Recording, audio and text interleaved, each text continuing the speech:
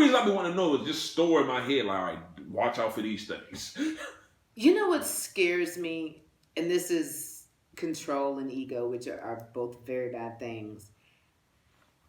I think people forget I agree. who was there. I agree. And I think people, when they have access to more pussy, they just do it because they can. Or more dick. Or right. And I just think it's the fucking same.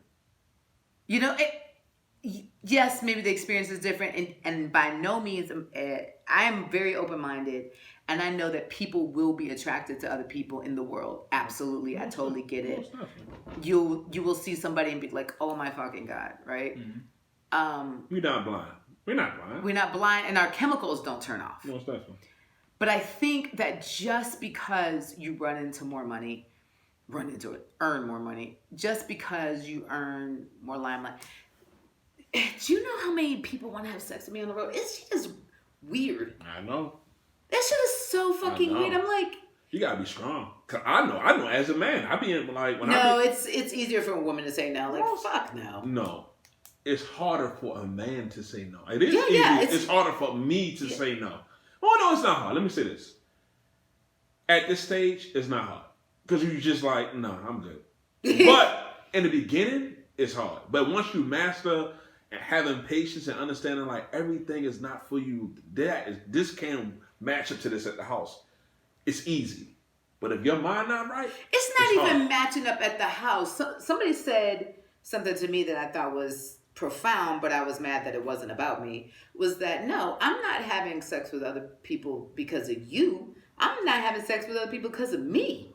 It don't have shit to do with what you got at home. It's like you just want to fuck something. Yeah. I don't know.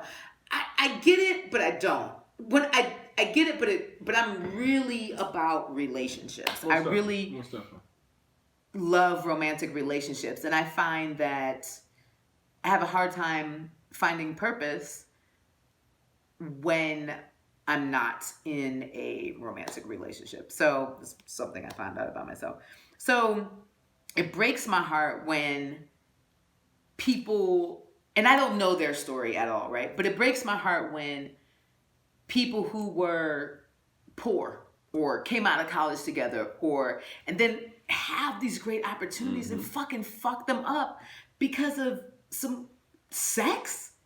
Like, I don't know. It just breaks, infidelity breaks my heart. Yeah, because even if the conversation is, hey, there's more pussy in the world, I want to explore more. Let's have a conversation. Don't fucking cheat, yo. Yeah, because to me, you're not giving me you're not giving me the opportunity to make a healthy decision for myself. To me, it's almost like the way what you just said. I said is, you cheated me out of fulfilling whatever you said that you missing.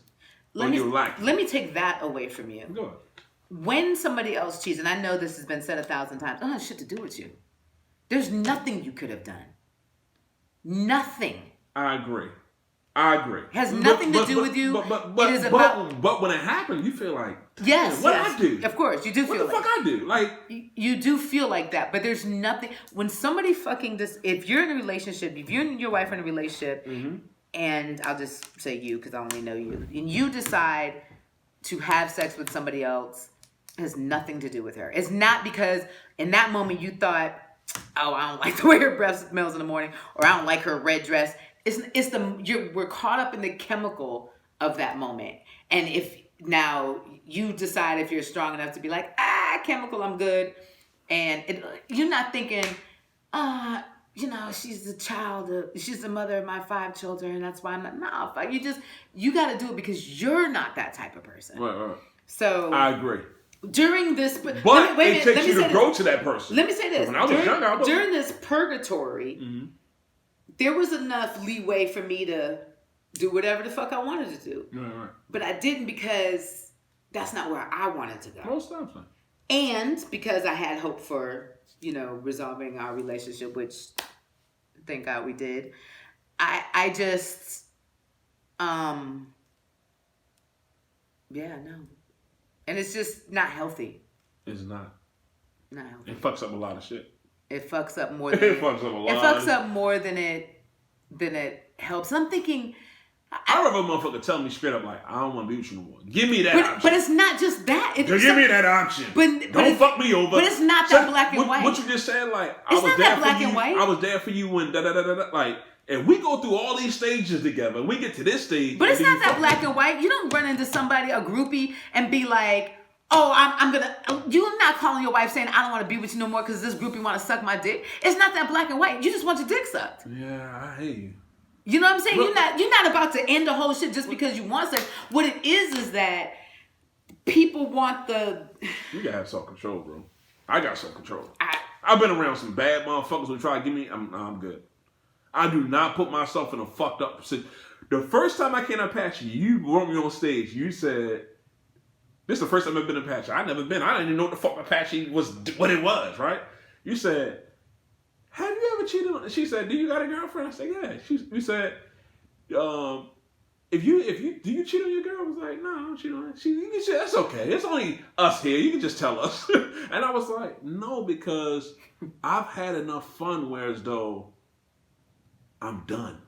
That's another fucked up thing that people think is that you can still have fun with your partner. No. You can. But what I'm saying is, this is what I'm trying to say. But you just said fun. All right, but because I know you're a poet, so I know you fucking. Because I'm listening. You. No, I'm a listener. You locking me. You're boxing me in. I know. You're boxing me in. I'm not boxing you. I'm repeating what you said to you. Let me say it a different way.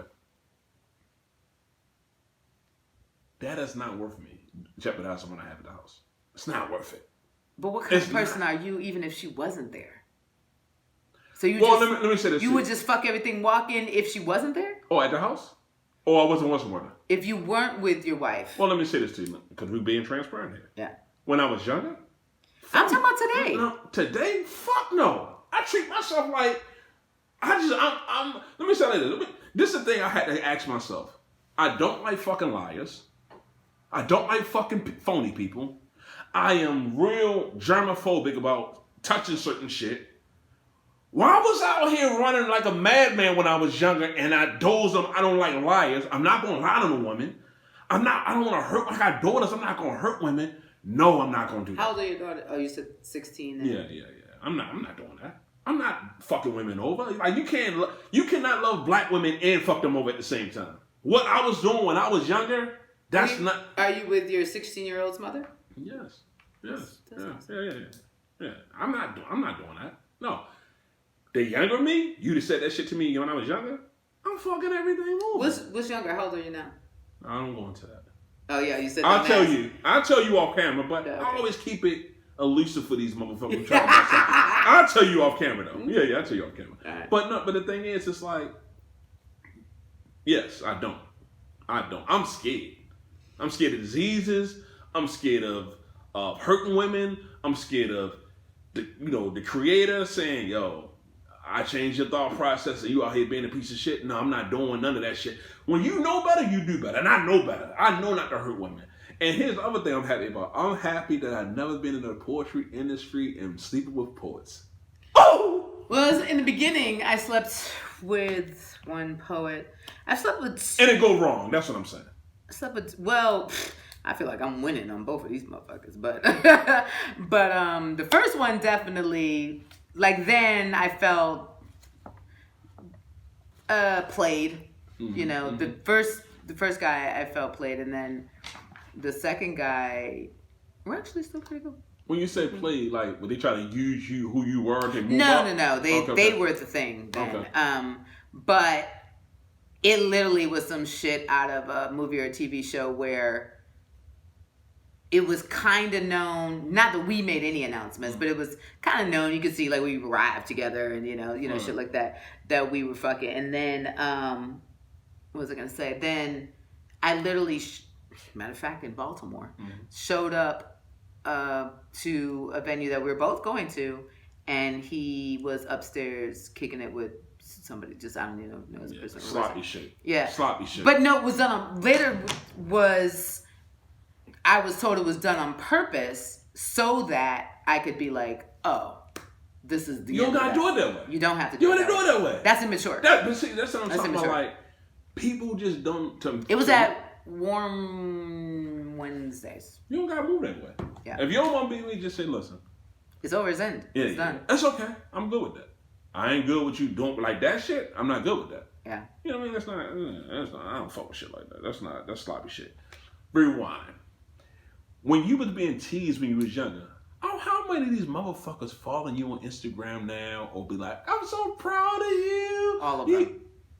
Let me matter of fact, when I it wasn't even Instagram, it was Facebook. Mm-hmm. When somehow I got an influx of my middle school and high school people, and I was like, fuck all of y'all. Yeah. And I wrote a story about it, put it in my book.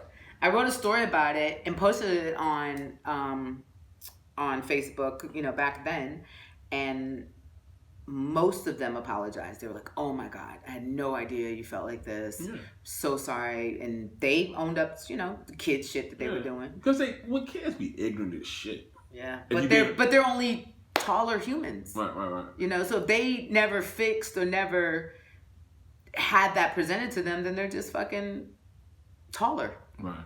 Most definitely. So it's funny you talking about this because, like I said, I interviewed Dichotomy. I need some fucking lunch. I know this is random, but that's what my brain works. No, you good. What the fuck I need lunch? That's what I had. I'm like, that's what I had. I had a little baby ass croissant, and then I've been ripping and running since I got up. Stop fucking eating croissants. It's all butter. Oh, okay. You trying to save my life. I appreciate you. It's all butter. I love them. Yeah. They're delicious. Yeah. You look at you trying to cover your endorsements. No fucking croissant. No, the food you like. No. Vegan life. Give me a vegan croissant. Let me get you out there. Let me ask you a couple more questions. I'm gonna get you out there. We ain't gonna. Because I don't want you shaking them camera because you ain't eating the shit. I told you I just came from a workout. You showed me something on camera. Break down what you the nitro thing you did. Oh yeah. So I'm an adult athlete. So this is not an endorsement, but I am a brand ambassador for Lululemon. You can drop that in the video. So Lulu it's a real ambassador program. It's not one of those programs where they hit you up on Instagram like, use this link, get all your friends to sign up and get $5 off. It's like, bitch, fuck you. There ain't no goddamn ambassador program. They're like, buy all our shit and tell everybody about it and we'll give you $2. It's like, get the fuck out of here. But anyway, so in Lululemon, I've had a great ambassador program. The ambassador program is 2 years long.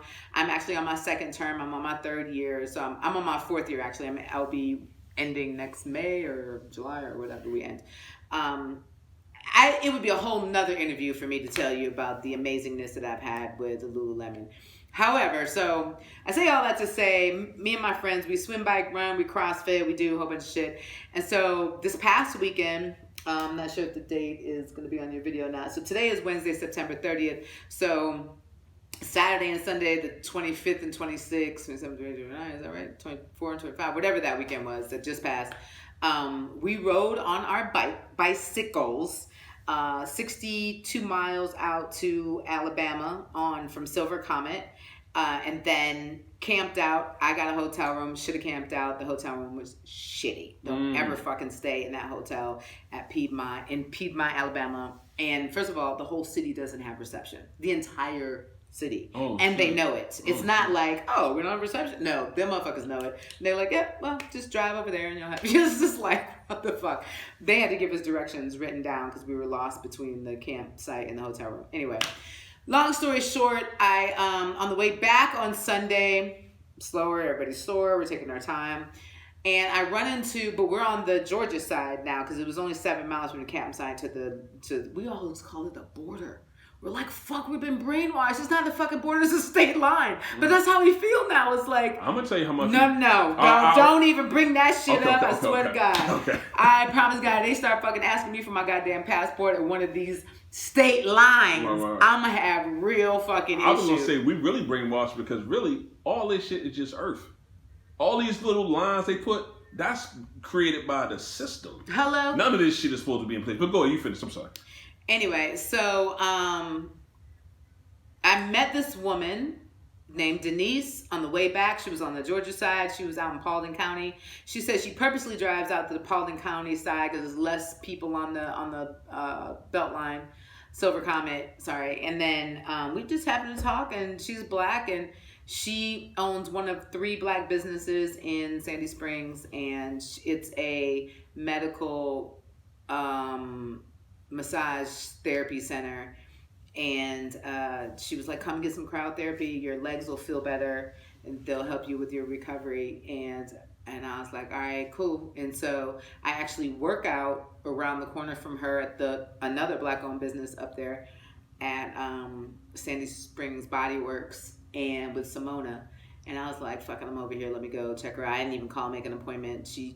I walked in. Of course, you have your mask on, so you can't, but we don't ride bikes with our mask on. So she's like, oh, hey, what's up? So she gifted me, thank you so much, a cryotherapy session, which is 3 minutes of me screaming. So feel free to drop that in there if you want to, at least part of it.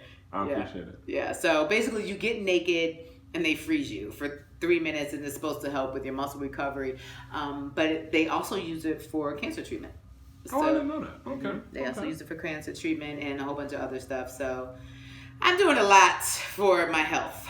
Let me ask you this. When did you, because you said 60 miles, 2 questions. One, when did you start first doing marathons, and what's the longest you rode bikes or walked or ran or jogged? We don't say jog. Okay, I'm sorry. I don't care what fucking pace we go, we run it. It could be like this. It's a run, goddamn. So this weekend was my longest amount of miles in that close proximity back to back. So that was 124 miles. That's the longest I rode in 2 days. My closest was just a month ago during my birthday weekend. I rode 49 miles on my birthday weekend. It was just some random number. And then my homegirl's birthday, she turned 52. I'm not 49. And she turned 52, so we rode 52 miles for her. So that ended up being, 101 or something like that. So that was the longest. Then 124 right now is my longest. Now, my longest in one day is 63. And I have run 6 marathons, and a marathon is 26.2 miles.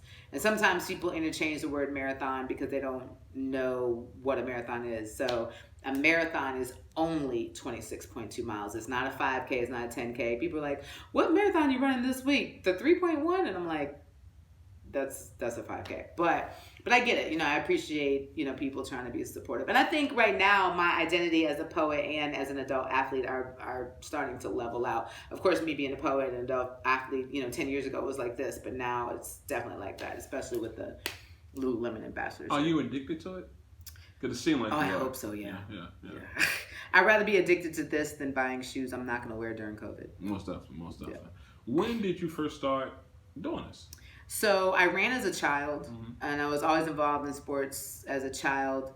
I ran for weight management as an adult, just kind of here and there. When I got to Atlanta is when I started finding adult running groups. And recently, I have been diagnosed with hypothyroidism because I always wondered why I work out. And then as soon as I stop working out, my weight just balloons back. And it's because of my thyroid is shot, my adrenal gland is shot, and some other shit going on, leaky gut syndrome, which I just found out. We should say leaky gut syndrome. That's what it's called. Damn, that should sound like painful. So leaky gut syndrome is your cells are separated. They're supposed to be like this. And the food that you eat is supposed to go in your cells and give you nutrition. So leaky gut syndrome is your cells have inflamed and are separated. So whenever you eat food, the food goes in between the cells and then makes you more bloated. So no matter what the fuck you do, you're not getting the nutrition that you should, and then you always feel bloated in your belly. So I went into the doctor crying finally. I was like, yo, there's no fucking way I should be 190 pounds. I ride 100 miles a week. I run 3 to 4 days a week. I fucking lift weights 3 days a week. There's no way I should be 190 pounds.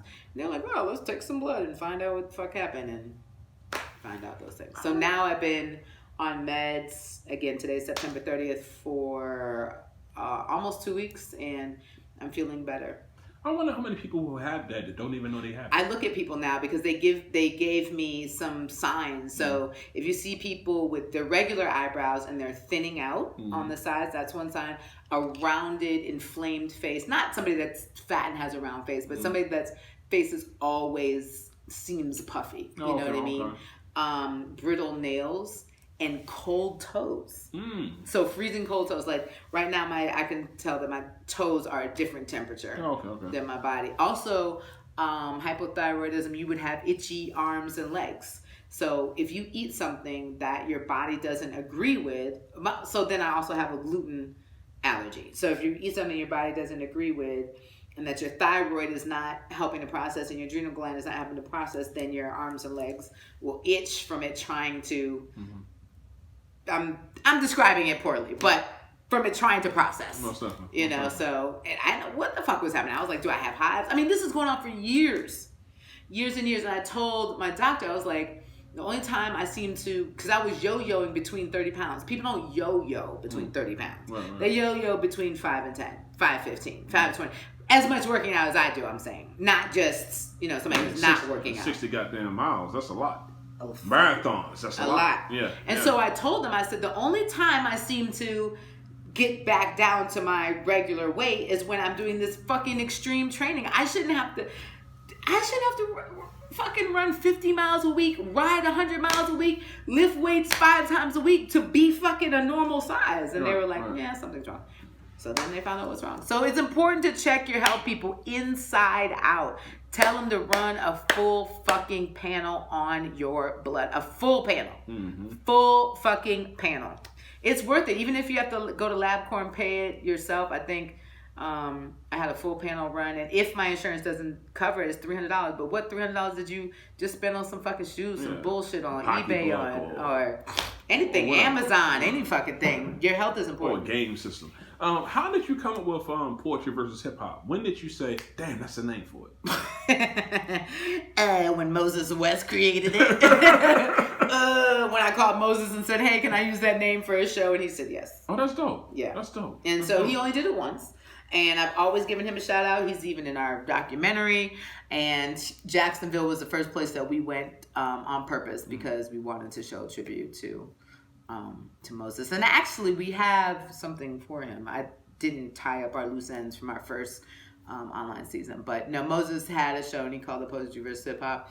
And I was working at Apache as well as hosting. I was their booking manager for 3 years. And it was the best experience I ever had.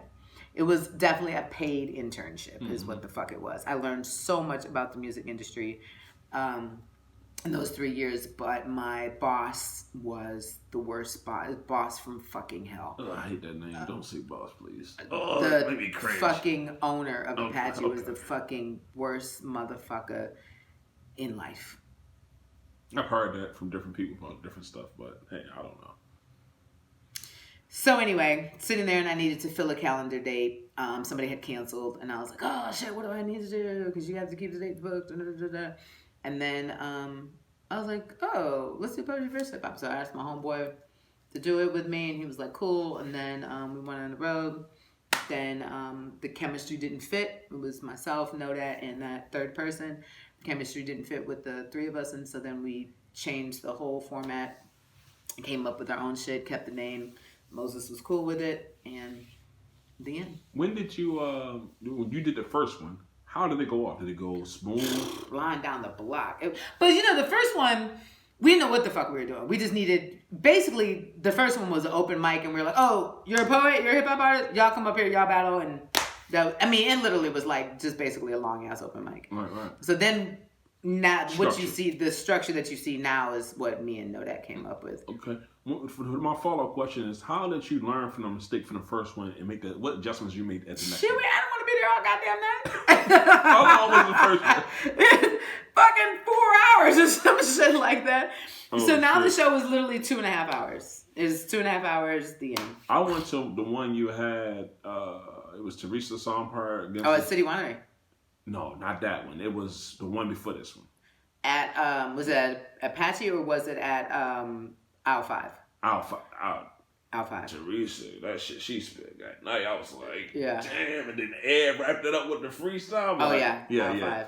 The way it's set up, the way you have it set up, you really do the production really, really good. Thank you. You do it. It's really... I definitely have great vision, and my partner DJ Nodat, she's great with details, and she's always run events. Mm-hmm. She's been in the service industry for more than 12 years, and I mean, it's a really great partnership. And then we contract different stage managers depending on who's available and who has the experience, videographers.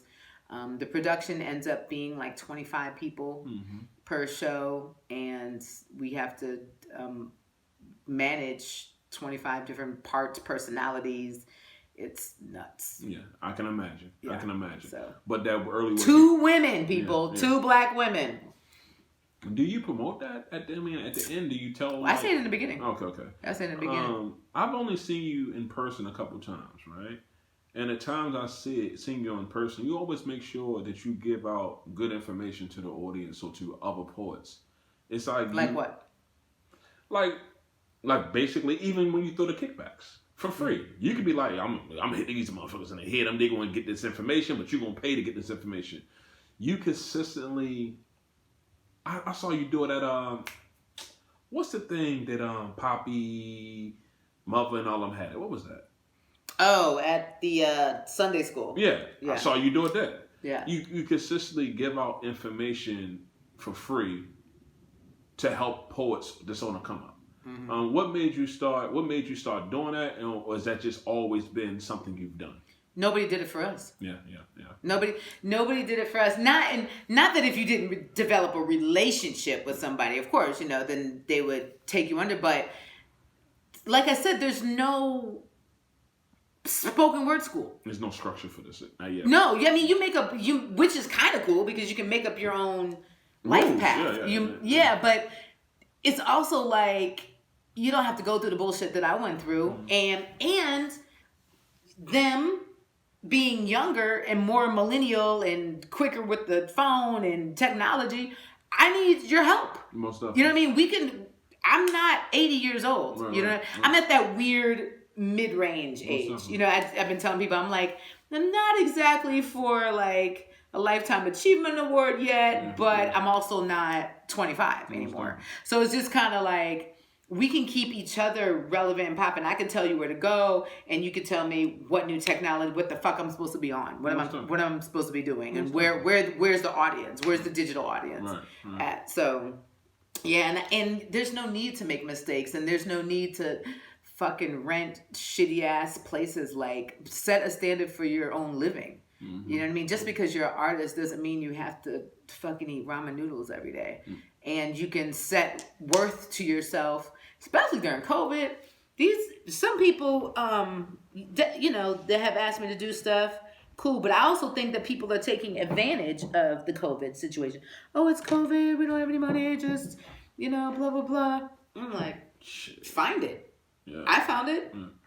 So. But I think also I think you might be, that might be a gift that you don't know you have in a good way. Whereas though, most people don't know how to do what you do. That might be, but that doesn't mean that I owe you. Oh, hell no. Yeah, I don't. Yeah, hell no. You don't owe nobody except yourself. Yeah, that's the only person. So I've said no to some things, and yeah, and I'm doing other things. It just it's all energy. Most definitely. The next question I have is, just like I said, you do consistently always make sure you help people and stuff like that. Oh, let me address that. Hold on. Mm-hmm. But also the kind of like sports and writing, I learn structure from all sorts of places, right? So the Tuesday night writing workshop, I don't go into the business of poetry. The Tuesday night writing workshop is, we have a subject of the week. Actually, we're going to start reading poetry books. So yeah, we can do that, discuss, kind of go in depth. Right. But you're not about to hammer me for a whole hour about... No. You got workshops for that.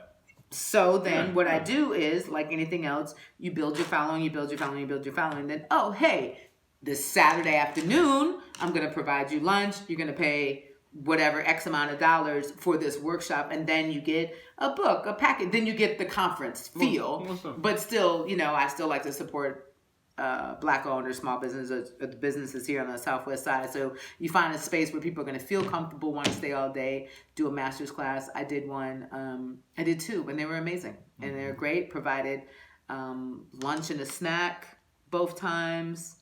Both Black-owned businesses. They got notebook, poetry books, pens, the whole shit. You know what I mean? So then it's like, oh, let's now come find out about this business. So most definitely. And then get experts to come in and talk about how to monetize your videos on, and there's so much to learn. Yeah, I know. And if you don't feel like you have any more to learn, then you out. Then you out. You left behind, baby. Yeah. The best people that can really look at who have morphed with the times are LL Cool J and fucking Queen Latifah. LL Cool J is CSI. And Jay-Z? Nah. He was saying since Big Daddy King, bro. I understand that, but he didn't do movies. He didn't do... Ice Cube then. Okay. Ice Cube. Yeah. Ice Cube is a good one. Yeah. I'm just saying people who have... Transformed. Oh, yeah. I mean, Jay-Z, of course, he's done businesses and shit like that, and he's made business moves, but I'm saying people who are like, step out of your comfter zone. Step out your comfort zone. Yeah. I haven't seen him do that. Yeah. Jay-Z needs to like DJ or something. Can you imagine Jay-Z doing? That would be so boring. Speaking of DJing, how did you get into that? Let me tell y'all something. See, I'm sorry. I know you're hungry. I'm hungry too, baby. I know. You see me sliding. I'm like, I started leaning back on my pillows. First I was sitting up. This might be where you're talking about it starts to go downhill. There's only like 3 more questions. What the fuck? I'm hot as shit. Like, I'm hungry. I'm fucking... All right, so I wanted to be, for those of you who Can I say something? If I don't make it home, Queen Sheba ate me. Yes, I've eaten him. And if she don't make it, I ate her.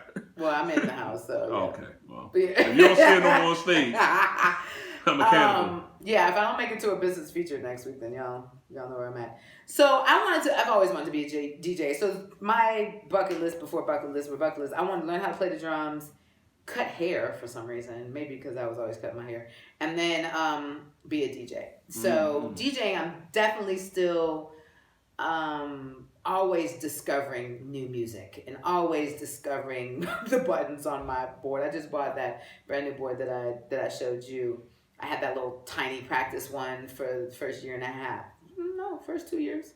And this is my 3rd year DJing, and it was time to step up. Like, before COVID, I definitely was DJing at least twice a week somewhere. That's dope. And it is. It's not as much as a full-time DJ. Full-time DJs be out there 5, 6, 7, kind of like the poetry, it's like that, right? So, but I was definitely getting festival gigs. People were starting to book me out of town, shit like that.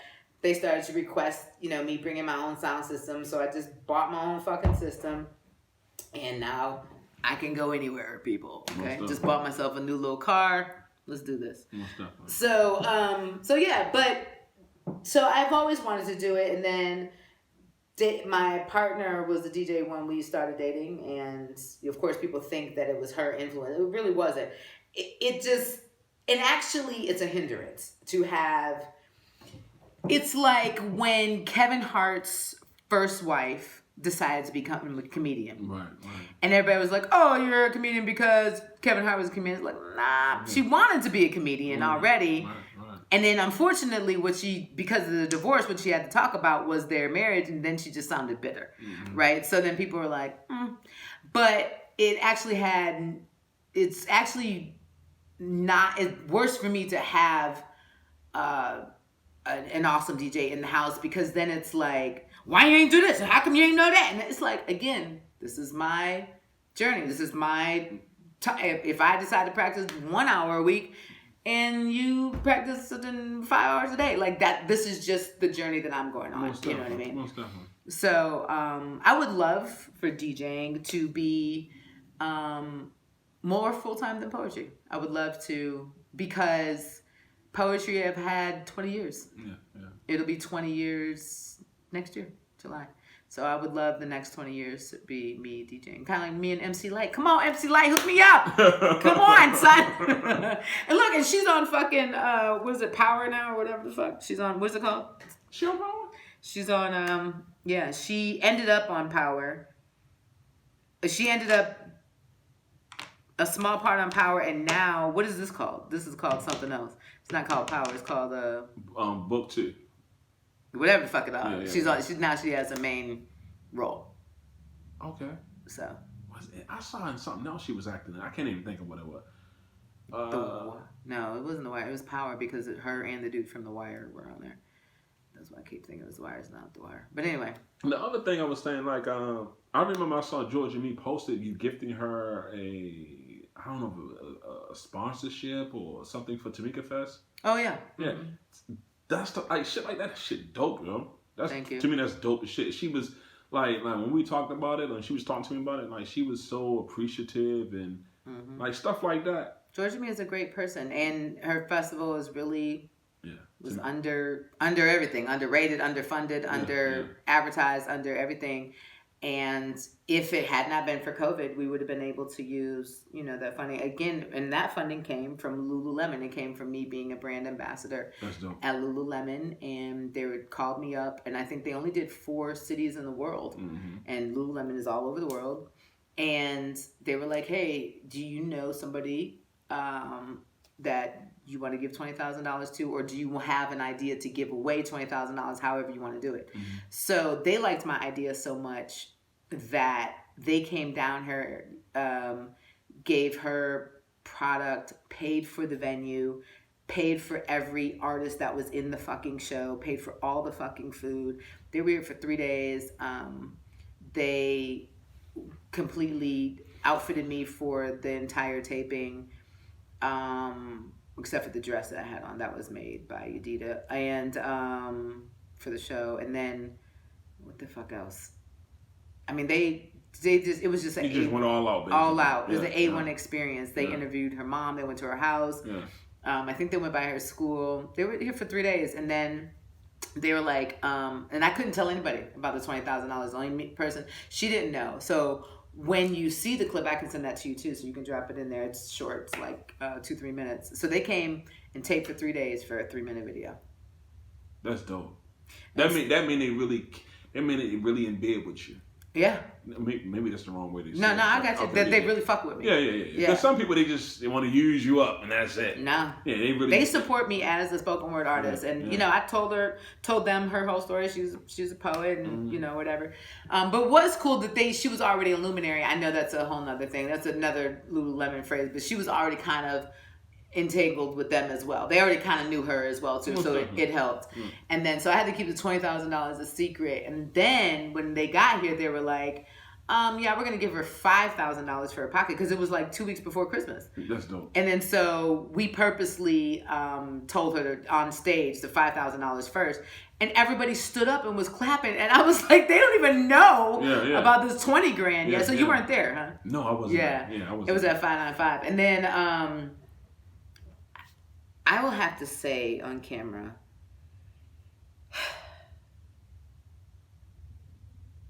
that was the worst experience dealing with a venue. Shit. And it's so unfortunate because they are Black owned. It's a beautiful venue. And I don't want to say I would never use them again, because I don't own a venue, and Black owned dope ass venues with amazing sound systems are hard to come by that are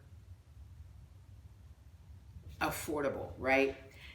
I just want to put in perspective that for our 5-year anniversary, we are still going to, when COVID is lifted, when Keisha lifts phase 3, we're going to center stage, not the Loft, not Vinyl, center stage where they do all the big concerts here in Atlanta.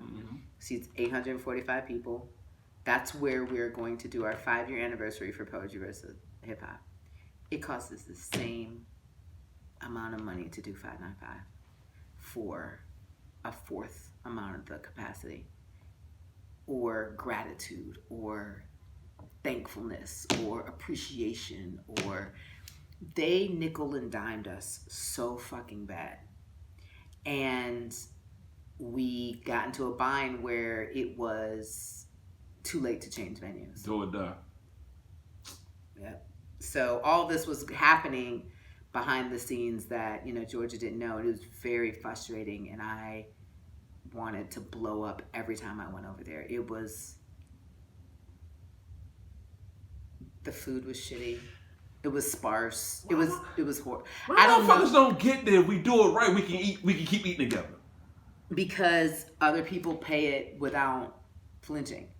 And I also think that because it was Lululemon, that they were like, oh, well, let's get every fucking dime possible. Mm-hmm, mm-hmm. But the point that people don't think is, well, maybe they'll spend more on food. Maybe they'll, like, if you eat up our entire budget, you're killing yourself. You're killing yourself. Because if you did it right, I keep fucking with you. Then I would keep fucking with you. Yeah, you're killing yourself. So I want to say on camera, I don't know if I'll ever say I will never fuck with them again. That's just two bad experiences I've had with them, and I don't know. And they were 10 years apart. It was the same shit. And they ain't set it up in 10 years. And the facility is the same. So, but again, I don't own a facility. So what about the owner? You talk to the owner one-on-one and say, hey, yes. Oh, did they look like, oh, no. Well, it is what it is? Or was they look like it is what it is. Oh, fuck them then. It's hard to say because it's a nice venue to use. You know what I mean? Somebody need either the owner need to get a different manager, or the owner need to step. Well, the owner was our point of contact for this, so it just was very disheartening to know that, hey, we're trying to do something dope for somebody that lives around the corner from your venue. Mm-hmm. For us. Uh-huh. But their perspective was, it's Atlanta, everybody's black, so you're either going to pay it or you're not. Yeah. Well, that's why at the 5-year anniversary, it's at Center Stage now. And now you done missed out on money that you could have got again this year. Could have. Or next year, whenever you plan on doing it. Yeah, right. People don't see the big picture. That's a big problem with a lot of different people. They see right in front of them, but don't see far. Because you could have been doing it every year there. Could have. You ever have upfront money or long-term money? Yeah, people don't see the bigger vision. Yeah.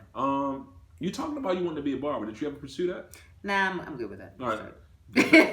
Different question. Uh-huh. I saw you cut all your hair off one time. How did you feel cutting all your hair? Oh, that's amazing. Was you free? Oh, yeah. Okay, I did.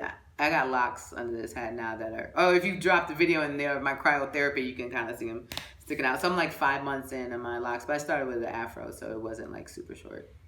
So I'm good. Okay. I'm enjoying the journey. When did you get your sense of fashion from? Because you dress real fly. I told my grandmother it was her. Right. Like her sense of 50s, 60s. Yeah, you wear a lot of dress or skirts. Which one? Dress, skirts with the poof underneath. Yeah. But I don't know, coming out of COVID, it might be some new shit. I don't know. I was looking at my closet like, what is this shit? You know? Yeah. I don't know. You saying that, somebody will be like, right now, let me get them. let me get all that shit. Yeah. I've been selling stuff as I come across it, and I'm just kind of like. Don't you do thrift things sometimes? I used to. I used to do clothing swaps. What was it? Clothing swaps. Oh, that's dope. That's dope. Like basically barter with clothes somewhat. Like, Okay. So we would have a DJ, a bar. It turned into a pretty big thing. That's different. Yeah. You got a lot of different concepts in your head for different always shit. Coming up with dope shit. That's I'm never dope. worried about it. That's dope. Yeah. I got a billion more questions, but it's time for lunch, you're hungry, and I'm hungry too. What the fuck time? It's fucking 3:00. Yeah, let me ask you this last question. Come on, Pastor. This is the last question. Is there anything that I didn't ask you that you want to tell them people?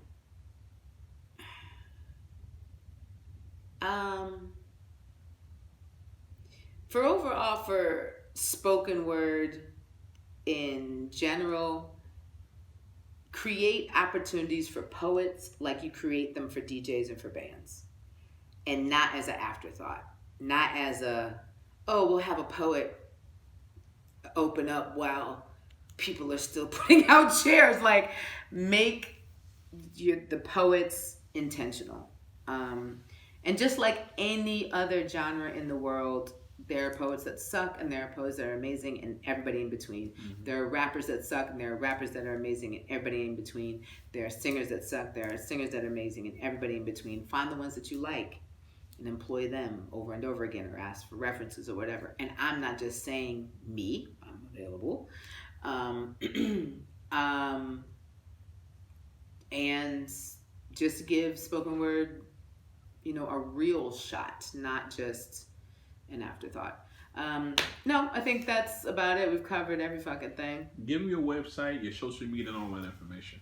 You can find me on all social media at The Queen Sheba. Sheba spelled with one E, Sheba. My website is thequeensheba.live, where you can find current pictures, videos. My Instagram is actually tied to my website as well.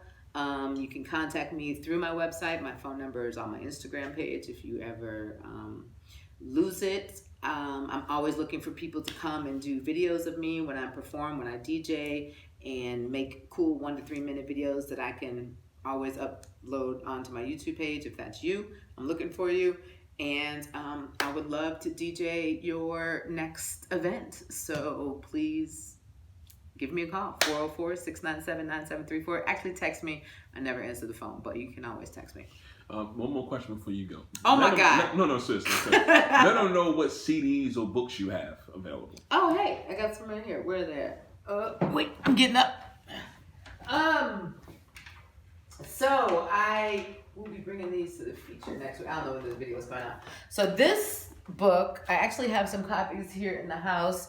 If you want one, it's called Long Story Short, From Foster Care to Fame.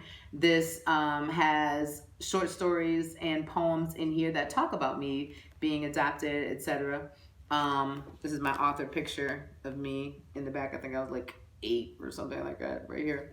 So hit me up to get these copies out of my house. But you can also buy them on Amazon, From Foster Care to Fame. My last name is Rem, R-E-M, and it'll pop right up. I have a few other books on there too that I helped my students publish. I'm a professor at Clark Atlanta University. I teach poetry, fiction, short stories, and fucking freshman comp, which I hate, but so what? I don't care. And then I'm coming out with a new book of poetry, which I have an editing session right after this, called Clemency, Accepting the Apologies That You May Never Receive. And then I do have a running book. If you're interested in running, it's just a fun running book. It's just odd things that runners do and say, called Run Ugly. That's also on Amazon. And I'll be coming out with a more in-depth book called Running Black in White America. So I know, right? That's a good title. Thank you. So that'll be coming out in the spring. As soon as I drop my poetry book, that next book will be coming out. So, yeah. Yeah, this Milk starring Queen Sheba. We killing ignorance one conversation at a time. Y'all be safe.